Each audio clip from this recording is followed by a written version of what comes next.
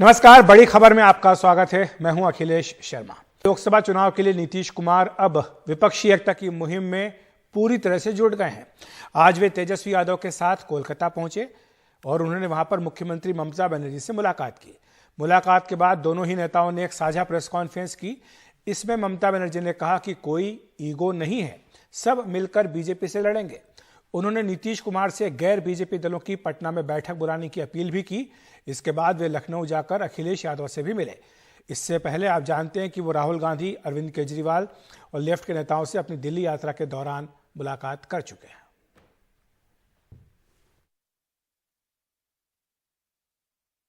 आवश्यकता अनुसार जब होगा तो हम लोग सब एक साथ और अन्य पार्टियों को सबको एक साथ करके और बैठ करके बातचीत भी करेंगे और आगे के बारे में तय करेंगे। यही बात हुई है। अब बहुत अच्छा, बहुत पॉजिटिव बात हुई है। हम अपना ही कहें, बहुत अच्छा बात। नीतीश जी को यही रिक्वेस्ट किया है कि नीतीश जी देखिए, जयप्रकाश जी का जब मूवमेंट हुआ था बिहार से हुआ था। अगर हम बिहार में और पार्टी मिलके मीटिंग करें, एक पहले घड़वा मीटिंग, उसका बाद में तैयार करें, बाद में कहाँ जाना है, कहाँ नहीं जाना है, क्या मैनिफेस्टो है, वो सब बाद में बताएंगे। तो नीतीश कुमार की जो मुहिम है, इसमें कई दिलचस्प पहलू भी हैं। पहली बात तो जिस तरह से ममता बनर्जी से जाकर मिले हैं और ममता बनर्जी को कांग्रेस की कई बातों से दिक्कत भी है, ये बात भी बिल्कुल खुलकर सामने आ चुकी है। और जिस तरह से ममता जी ने ये सुझाव दिया कि विपक्षी नेताओं की बैठक पटना में हो, यानी दिल्ली के बजाय पटना में होनी चाहिए, यानी नीतीश कुमार के हाथों में ही सारी कमान होनी चाहिए कोऑर्डिनेशन की। क्या इसका ये भी मतलब है? तमाम ऐसे सवाल हैं।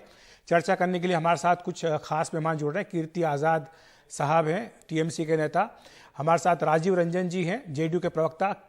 कीर्ति निधि पांडे हैं, समाजवादी पार्टी की प्रवक्ता। गौतम लाहिड़ी जी हैं, वरिष्ठ पत्रकार। और हमारे साथ अपराजिता सारंगी जी भी जुड़ गई हैं, बीजेपी की सांसद।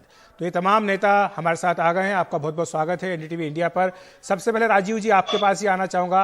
नीतीश जी की जो ये मुहिम है, जिसके बारे में पहले ये कहा गया कि वो क्या खुद एक कोऑर्डिनेटर की भूमिका निभाना चाहते हैं, क्या वो उसी भूमिका में आना चाहते हैं जिस तरह की भूमिका हमने देखा था कि हरकिशन सिंह सुरजी साहब के पास थी? क्या वैसी भूमिका, या फिर जो बात बार बार आपकी पार्टी के लोग कहते हैं कि नहीं वो तो पीएम मटेरियल है, तो वो उस इच्छा को पूरी करने के लिए मीटिंग्स हो रही है? देखिए, सबसे पहले दो चीजें मैं स्पष्ट करना चाहूंगा। हमारी पार्टी का ऑफिशियल जो पॉलिटिकल रिजोल्यूशन है, उसमें यह कहा गया कि नीतीश कुमार जी पीएम पद के उम्मीदवार नहीं। नीतीश कुमार जी ने अनेक अवसरों पर खुद को उम्मीदवार नहीं माना है। जहां तक कुछ नेताओं की बात है, हर व्यक्ति नीतीश कुमार जी को जो उनके साथ जुड़ा है, वो निसंदेह चाहता है कि वो देश की अगुवाई करे, लेकिन व्यापक हित में क्या हो, ये नीतीश कुमार जी आज समझ गए हैं। और बिहार में एक सफल प्रयोग जब हुआ महागठबंधन का, 7 दलों को मिलकर सरकार बनाने का जब वातावरण बना और नीतीश कुमार जी ने उस गठबंधन की अगुवाई की, तो पूरे देश में उम्मीदें जमी। अब ये जो पिछले दिनों जो राहुल गांधी जी, या आपने इंट्रो में कई बातें बताई लेफ्ट फ्रंट के नेताओं से, अरविंद केजरीवाल जी से, ममता जी से और अब अखिलेश यादव जी से, ये सिलसिला यही नहीं रुकेगा। देश के अनेक राज्यों के जो महत्वपूर्ण नेता हैं, जो 2024 के चुनाव में महत्वपूर्ण भूमिका का निर्वहन कर सकते हैं, उन सबसे उनकी मुलाकात होगी। अब उनकी भूमिका ऑफिशियली कोऑर्डिनेटर की है, या उनका जो अनुभव है गठबंधन राजनीति को लेकर, सबको लेकर चलने का जो मादा है, और सब उन पर भरोसा करते हैं। इसलिए अगर उनको ये कुछ दलों ने मिलकर आगे बढ़ाया तो उसके सकारात्मक नतीजे मिल रहे जी। और हमें ये विश्वास है ये एक तार्किक परिणति पर पहुंचेगा। 2024 में कीर्ति आजाद साहब को मैं लाना चाहूंगा राजीव जी इसमें, क्योंकि क्या कीर्ति आजाद साहब ऐसा है कि ममता बनर्जी सीधे कांग्रेस से बात नहीं करना चाहती, इसलिए नीतीश कुमार वाया मीडिया के जरिए कांग्रेस से बात करवा रहे हैं? ऐसी कोई बात नहीं है। यह तो तय हो गया। आपको मालूम है, जिस समय राहुल गांधी का डिस्क्वालिफिकेशन हुआ था, उस समय हम सभी एकत्रित हुए थे, क्योंकि हम ये कह रहे थे कि लोकतंत्र को बहुत बड़ा खतरा है। और जिस प्रकार की सजा दी गई है, ऐसी सजा ऐसे मामलों में 2-2 साल तक की नहीं मिली, जो 6 साल के लिए किसी को डिस्क्वालीफाई कर देता है। तो यह बात तो मैं आपकी पहले एक अलग कर दूं, लेकिन अभी जो रंजन जी ने बात कही है, बिल्कुल उचित कही है और सही कही है कि सभी लोग एकत्रित हो रहे हैं। और ममता दीदी ने यह बात कही है कि हमारी अगर दृष्टि ठीक हो और हमारी दिशा ठीक हो तो हम अपना आगे मैनिफेस्टो बनाएं और सब एकजुट होकर इस तानाशाही के विरुद्ध, जो लोकतंत्र को एक बहुत बड़ा खतरा है, जो लोकतंत्र को खत्म कर रहा है, उसके विरुद्ध हम लड़ाई लड़ सकें। तो यह बात बड़े ही स्पष्ट रूप से ममता जी ने कही है। और जहां तक नीतीश जी की बात है और ममता जी की बात है, यह लोग नरेंद्र मोदी जी से बहुत ही वरिष्ठ हैं, बहुत सीनियर हैं, उनके बहुत पहले से लोग राजनीति कर रहे हैं और इस प्रकार की जनता के अंदर इसके अंदर रहे हैं। तो यह देखा जाए तो एक मुख्य रूप से सभी लोगों को एकत्रित होना, और खास करके क्योंकि नीतीश जी हिंदी हार्टलैंड से आते हैं, एक यह बात हो गई, तो उसमें भी एक उनको अच्छा एडवांटेज मिल जाता है। कीर्ति जी, आपसे ये प्रश्न, अखिलेश यादव के साथ उनकी मुलाकात चल रही है, अखिलेश जी भी स्पष्ट कर चुके हैं कि कांग्रेस के साथ अब कोई गठबंधन नहीं होगा उत्तर प्रदेश में, तो फिर ऐसे में विपक्षी एकता कैसे सिरे चढ़ेगी? क्योंकि जब आप अलग अलग चुनाव लड़ते हुए नजर आएंगे उत्तर प्रदेश जैसे महत्वपूर्ण राज्य में, तो फिर विपक्षी एकता कहां होगी? नहीं, ऐसा तय हो सकता है कि जो जहां पर ज्यादा अपना प्रभाव वर्चस्व रखता हो वो अधिक से अधिक सीटें रखे। हो सकता है कुछ सीटें वो दूसरे को छोड़े। तो यह मामला, मुझे प्रसन्नता इस बात की है कि मामला अभी से शुरू हो गया है कि यदि कोई ऐसी अड़चनें बीच में आएंगी तो इतना समय है कि उन अड़चनों को दूर किया जा सकता है। यह तो बहुत लोग भी कह रहे हैं, दक्षिण में भी अगर आप जाएंगे तो जो केसीआर है वह भी कांग्रेस के साथ नहीं लड़ना चाहते हैं, उनको भी नहीं रखना चाहते हैं। तो अब मान लीजिए राजस्थान में, मध्य प्रदेश में, छत्तीसगढ़ में, इन सब जगहों पे कांग्रेस काफी प्रबल दावेदार है, जबरदस्त इनकी अच्छी संगठन का कार्य है। पंजाब में तो इन्होंने अभी हार मार दी है। तो ऐसी जगहों पर हो सकता है कुछ मिलजुल कर ऐसा कोई फॉर्मूला सामने आएगा जिसमें सभी संतुष्ट रहेंगे, खुश रहेंगे और तानाशाही से हम मुक्ति पाएंगे 2024। जी बिल्कुल, देखना होगा आगे किस तरह का स्वरूप ये लेता है विपक्षी एकता का। हमारे साथ कीर्ति निधि पांडे जी भी हैं, समाजवादी पार्टी की प्रवक्ता। कीर्ति, आपसे यही प्रश्न, जब ये बात होती है फार्मूले के तहत कि एक सीट पर एक ही उम्मीदवार बीजेपी के उम्मीदवार के खिलाफ खड़ा हो, तो क्या उत्तर प्रदेश में संभव है? क्योंकि वहां तो अखिलेश यादव कह चुके हैं कि कांग्रेस के साथ कोई गठबंधन नहीं करेंगे, बहन जी ने भी बोल दिया।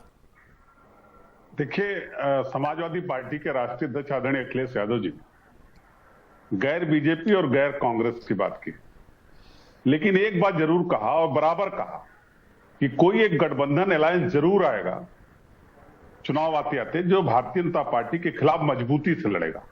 एक ऐसी सरकार के खिलाफ मजबूती से गठबंधन बनेगा जो महंगाई बढ़ाने वाली सरकार है, जो बेरोजगारी बढ़ाने वाली सरकार है, जो किसानों की आय आज तक दूनी नहीं कर पाई। एक ऐसी सरकार के खिलाफ भारतीय जनता पार्टी की सरकार के खिलाफ एक मजबूत अलायंस, मजबूत गठबंधन बनेगा जो भारतीय जनता पार्टी के खिलाफ मजबूती से मुकाबला करेगा और 2024 के चुनाव में एक बड़ा गठबंधन जो बनेगा वही सरकार बनाने का काम करेगा।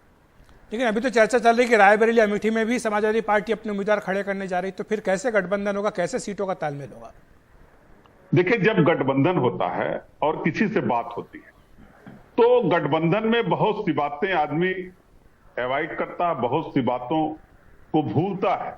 लेकिन जो सवाल राष्ट्रीय अध्यक्ष जी ने खड़ा किया, रायबरेली हो चाहे अमेठी हो, वहां हमारे कार्यकर्ता हैं, बड़ी ताकत में समाजवादी पार्टी है, हम उनकी मदद करते हैं, लगातार कांग्रेस पार्टी की मदद करते हैं। लेकिन जब हमारे कार्यकर्ताओं को उत्पन्न होता तो कांग्रेस पार्टी की जो सीनियर लीडर हैं वो उनकी मदद नहीं कर पाते। उस सवाल को लेकर के आदरणीय अखिलेश यादव जी ने कहा कि हम यहां भी अपना नेता, अपना कार्यकर्ता खड़ा करेंगे और चुनाव लड़ाने का काम करेंगे। लेकिन जब अलायंस की बात होगी, गठबंधन की बात होगी, तो उसका भी रास्ता कोई न कोई निकाला आपको रोकता हूं क्योंकि एक प्रेस कॉन्फ्रेंस अखिलेश यादव, नीतीश कुमार और तेजस्वी यादव की हो रही है, सीधे वहीं चलते हैं। का तो खैर है ही और मिलजुल करके तो हम लोग चलेंगे ही, लेकिन पूरे देश के अन्य जगहों के हित में भी हम लोगों ने बातचीत किया है कि अन्य जो पार्टियां हैं सबके साथ बात करके और उसको एकजुट करेंगे। यही बात हुई, इसी के लिए आए हैं आप लोगों के साथ और अच्छा हुआ, अच्छी बातचीत हुई है, बहुत ठीक रहा। नहीं, वो तो देखिए सब लोग एकजुट हो जाएंगे तो नेता बनेंगे, जो भी बनेंगे काम करेंगे और देश के हित में काम करेंगे। और एक चीज हम बता देते हैं, अपने बारे में बता देते हैं, हमको नहीं बनना, ये अच्छी तरह जान लीजिए। हम सबको खाली एकजुट करने में लगे, अपने लिए हमको नहीं कुछ चाहिए, हम देश के हित में काम करेंगे और बाकी सब लोग होंगे, दूसरे लोग होंगे, सब बैठ करके तय करेंगे। अरे नहीं भाई, तो हम लोग तो उनके शिष्य हैं न जी, हम लोग तो आंदोलन उन्हीं के नेतृत्व में न रहे हैं, तो इसलिए वो तो बात स्वीकार किए। हम लोग जब स्टूडेंट थे और उस समय जब किए, ये बैठे इनके पिताजी और हम लोग सब साथ थे, और उनको हम लोगों ने अनुरोध किया, वो मान लिया, वही उन्हीं के नेतृत्व हुआ है। हो गया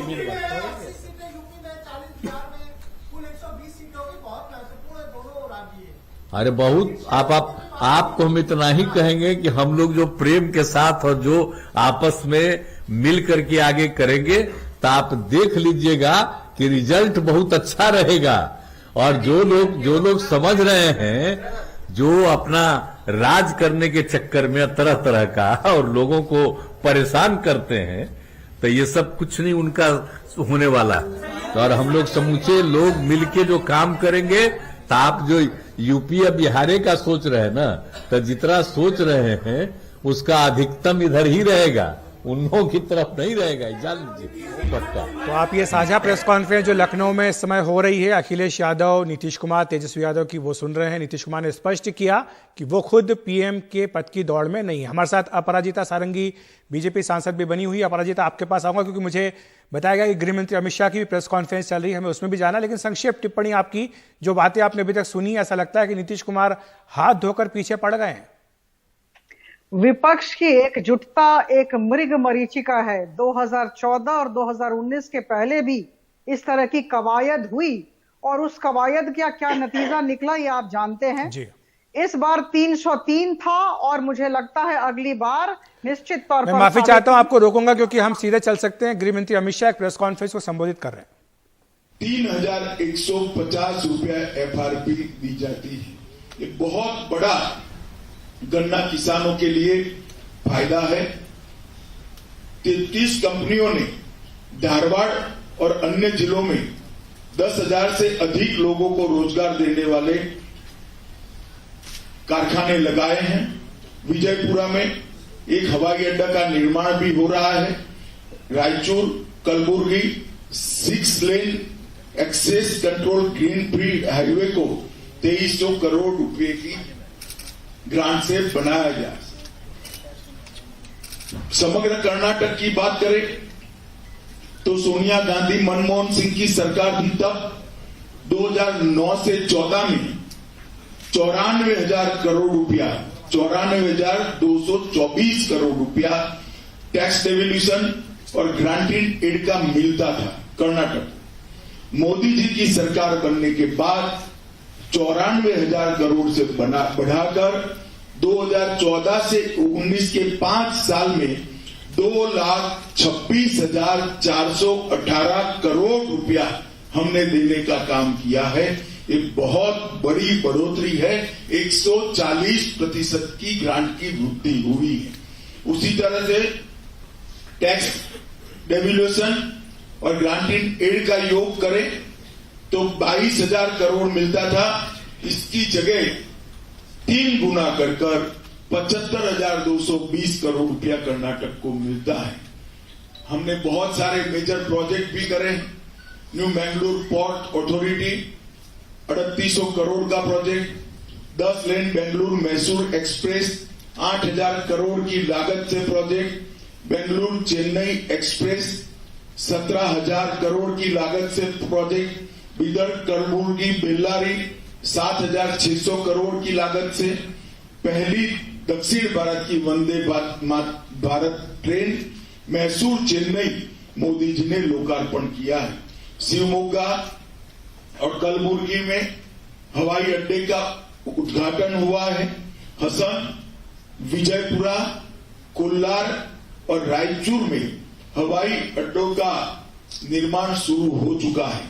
7 मॉडल विश्वविद्यालय चामराजनगर, बीदर, हावेरी, हासन, कोडागू, कोप्पल और बागलकोट के अंदर हमने शुरू किया है, और रायचूर और धारवाड़ में 2 ट्रिपल आईटी भी शुरू किए हैं।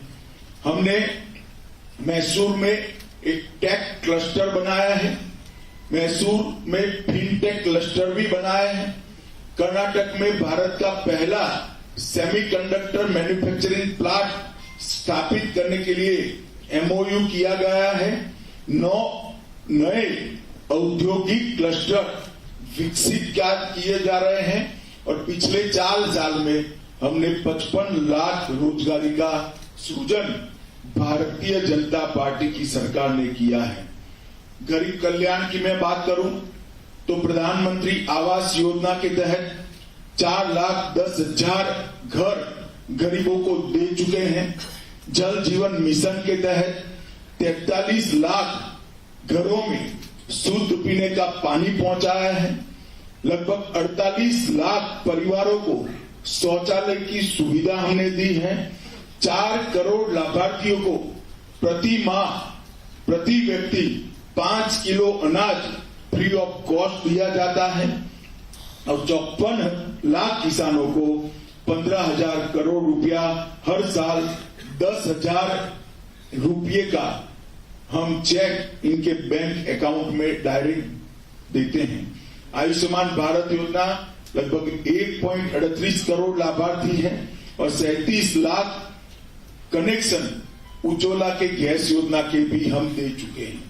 मित्रों, एक और सत्ता के लिए आंतरिक मतभेदों के साथ जनता के सामने आई हुई कांग्रेस तुष्टीकरण की राजनीति और तुष्टीकरण की राजनीति के चलते कर्नाटक की सुरक्षा को ताक पर रखने वाली कांग्रेस और दूसरी ओर सुरक्षित कर्नाटक, नया कर्नाटक और राजनीतिक स्थिरता के नारे के साथ मोदी जी के नेतृत्व में मैदान में उतरी हुई भारतीय जनता पार्टी में आज मुझे तो विश्वास है, मैं 14 दिन चुनाव के पहले गुजार चुका हूं कर्नाटक में।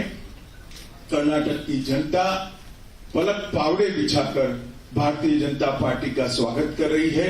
मुझे विश्वास है कि पूर्ण बहुमत की भारतीय जनता पार्टी की सरकार बनने जा रही है। मेरी कर्नाटक की जनता से करबद्ध निवेदन है कि तो आप अभी सुन रहे थे केंद्रीय गृह मंत्री अमित शाह जो कि प्रेस कॉन्फ्रेंस कर रहे हैं। कर्नाटक में चुनाव प्रचार के लिए वो मौजूद हैं और केंद्र सरकार की जो उपलब्धियां हैं, कर्नाटक बीजेपी सरकार की जो उपलब्धियां हैं, वो जनता को बता रहे हैं। हमारे साथ हमारे खास मेहमान बने हुए हैं अपराजिता सारंगी, सांसद बीजेपी, राजीव रंजन, प्रवक्ता जेडीयू, कीर्ति निधि पांडे, प्रवक्ता सपा, और साथ ही कीर्ति आजाद साहब भी हमारे साथ बने हुए। अपराजिता जी, माफी चाहूंगा उस वक्त आपको मैंने बीच में रोका था, लेकिन जो आपने तमाम बातें सुनी है, नीतीश कुमार की एक प्रेस कॉन्फ्रेंस भी हुई जिसमें उन्होंने कहा है कि वो खुद पीएम पद की दौड़ में नहीं है, लेकिन सारी पार्टियों को मिलाया जाएगा। और जो ये सवाल पूछा जाता है बार बार कि आपका लीडर कौन होगा, उन्होंने कहा कि ये सवाल का जवाब भी मिल जाएगा। देखिए, जैसा कि मैंने कहा, मैं पुनरावृत्ति करना चाहूंगी, विपक्ष की एकजुटता एक मृग मरीचिका है। 2014 और 2019 के पहले भी इस तरह की कवायद हुई, लेकिन उसका अंजाम क्या हुआ हम सब वाकिफ हैं। अभी विपक्ष विभिन्न खेमों में बटा हुआ, इस बात को याद रखना होगा। और इन सब का एक कॉमन शत्रु है और वह शत्रु भारतीय जनता पार्टी है, लेकिन इन सब की अपनी अपनी शर्तें हैं। कुछ ऐसे राजनीतिक दल हैं जो कांग्रेस के बिना आगे बढ़ने का सोच ही नहीं सकते हैं। लालू यादव हो, तेजस्वी यादव हो, नीतीश कुमार हो या फिर शरद पवार हो, इन्हें लगता है कि कांग्रेस का विकल्प ही नहीं है, कांग्रेस को लेकर ही चलना होगा। और कुछ ऐसे राजनीतिक नेता हैं, केसीआर, ममता बनर्जी और अखिलेश यादव जैसे लोग, इन्हें लगता है कि कांग्रेस और कांग्रेस के नेतृत्व से कुछ नहीं होने वाला है, उनके कांग्रेस के नेतृत्व से इन्हें परहेज है। तो मैं तो पहले ये जानना चाहूंगी, 2 प्रश्न इनके समक्ष रखना चाहूंगी। पहला प्रश्न, इनका रोड मैप क्या है, इनका कॉमन एजेंडा क्या है, और दूसरा, सबको जोड़ने वाला इनका चेहरा कौन है। यह कह देना कि अभी जरूरत नहीं है, मुझे लगता है यह बिल्कुल अपरिपक्वता है। सबको जोड़ने वाले चेहरे की अभी ही जरूरत है। ठीक है, कहते हैं ना, मिले सुर मेरा तुम्हारा तो सुर बने हमारा। ये हमारा सुर कब बनेगा, मुझे लगता है हम जैसे लोगों को देखने की इच्छा है। आशा करती हूं ये दिखेगा, क्योंकि लोकतंत्र में एक सशक्त विपक्ष बहुत जरूरी है और अभी तक मुझे लग रहा है विपक्ष हमें निराश कर रहा है। ठीक है, गौतम लाहिड़ी साहब भी हमारे साथ वरिष्ठ पत्रकार जुड़े हुए हैं। गौतम जी, आपके पास आना चाहूंगा। आज जो मीटिंग हुई है नीतीश कुमार ममता बनर्जी की, उसे आप किस तरह से देखते हैं? क्योंकि ममता बनर्जी ये स्पष्ट कर चुकी है एक तरह से कि कांग्रेस पार्टी के साथ तो वो नहीं जाना चाहती है, क्योंकि जिस तरह से बाई इलेक्शन का भी रिजल्ट आया था, उन्होंने तो यहां तक कह दिया था कि कांग्रेस और बीजेपी आपस में मिले हुए हैं। अखिलेश जी, बिल्कुल आपका निष्कर्ष तो सही है। ये मैं देखता हूँ एक शुरुआत है, इसमें अगले क्या निष्कर्ष निकलेगा आज से बोलना मुश्किल है, लेकिन खुद जैसे नीतीश कुमार बहुत सालों के बाद ममता बनर्जी का वो सेक्रेटेरिएट में गए, उनका कमरे में बैठे, ये बहुत सालों के बाद ही घटना है। निश्चित तौर पे एक फोटो जिसको आप कहते हैं कि पहले नीतीश कुमार दिल्ली से शुरू करके अभी कलकत्ता तक पहुंचे, उसके बाद लखनऊ, देश में एक महल था कि अपोजिशन बिखरे हुए है, कोई एकजुटता नहीं है। ये कोशिश है, अभी यही इसी तरह से देख रहा हूँ, लेकिन इसने विरोधाभास किया। जैसे बंगाल में इसी मीटिंग के बाद वहां का जो स्थानीय इकाई कांग्रेस है, वामपंथी है, वो ममता बनर्जी के खिलाफ उसका मुहिम जारी है, उसमें कोई नरमी दिखाई नहीं पड़ रहा है। तो बंगाल में तो इस तरह का कोई, जो आप अगर अलायंस कहेंगे, तो इस तरह का सीट का बंटवारा बंगाल में होना तो अभी तक मुश्किल लग रहा है। वहां पे 1:1 फाइट होना बहुत ही मुश्किल है। लेकिन ये है कि ममता बनर्जी के साथ भाजपा का ही लड़ाई होगी वहां पे वामपंथी कांग्रेस फिलहाल अभी कोशिश कर रहा है, लेकिन वो कितना कामयाब होगा आज बोलना बहुत ही मुश्किल है। लेकिन ये है राष्ट्रीय स्तर पे जो भविष्य में क्या होगा, इसका एक रूपरेखा अभी तो तय नहीं हुआ है। जैसे एजेंडा का चेहरा का तो समस्या है, ये तो बात सही है, बीजेपी के पास एक चेहरा है, अपोजिशन के पास कोई चेहरा नहीं है। लेकिन राहुल गांधी के ऊपर डिस्क्वालिफिकेशन आने के बाद एक सुविधा कम से कम हो गया है, राहुल गांधी मैदान में नहीं है, इसलिए बाकी लोग, शायद कांग्रेस ने नीतीश कुमार को जिम्मेवारी दिया है, आप एक कोशिश कीजिए। कोशिश करने के बाद जैसे ममता बनर्जी चाहते हैं कि पटना में हो, क्योंकि वो दिल्ली में शायद नहीं आना चाहते हैं, ताकि लगे कि कांग्रेस फिर से सामने आ रहा है। बिल्कुल, वो कांग्रेस के साथ तो उसको दूरिया है, वो रहेगा, लेकिन राष्ट्रीय स्तर पे वो कोशिश करेंगे कांग्रेस के हाईकमांड, आला कमांड को प्रेशर डालते, ताकि बंगाल का कांग्रेस जो है उसको थोड़ा नरम किया जाए। जी, बहुत बहुत शुक्रिया आपका, आप तमाम मेहमानों का हमारे साथ जुड़ने के लिए, विस्तार से समझाने के लिए कि जो विपक्षी एकता के प्रयास नीतीश कुमार कर रहे हैं, उनका आखिर आगे जाकर के किस तरह का स्वरूप बनने जा रहा है। वक्त एक ब्रेक का।